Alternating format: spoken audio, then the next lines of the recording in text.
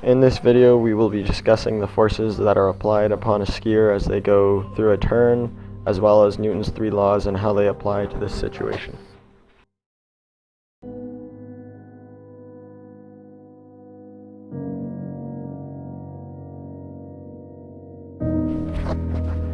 The applied force is the force applied by the skier into their ski and then into the ground. The force applied up the hill from the legs to the snow causes a reaction force down the hill due to Newton's third law of motion. In a breakdown of the forces acting on a skier going down the gate, the forces can be shown in x and y components. The normal force is perpendicular to the hill, so it has both an x and a y component. The reaction force is parallel, so it also has an x and y component. The gravity force, however, goes straight down, so it only has a y component. When these separate axis forces are added, you end with a positive net force in the x-axis in the direction away from the hill, and a positive net force in the y-axis in the direction towards the finish. Therefore, when the forces are greater in the direction towards the finish and away from the hill, an acceleration can occur, and this acceleration will be greater when you have a larger reaction force, which requires you to push harder against the hill.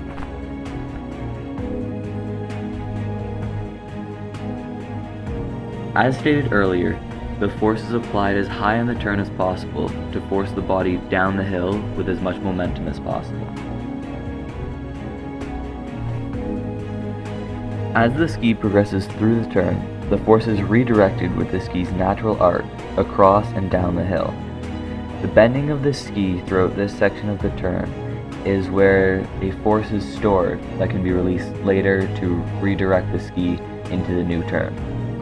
It is also where you can see the start of spray. Spray equals a loss in energy. In this shot, there are many forces acting on the skier.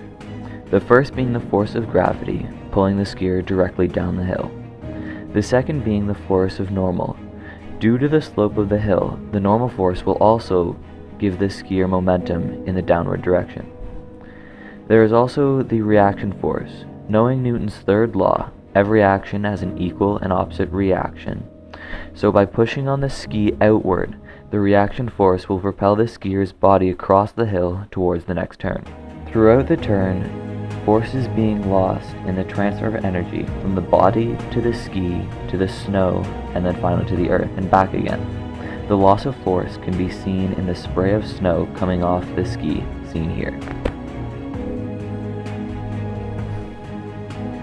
At the bottom of the turn, the energy built up in the ski earlier in the turn is then released to help redirect the skier across the hill and into the next turn. The net force acquired throughout each connective turn is what accelerates the skier down the hill in the fastest time possible.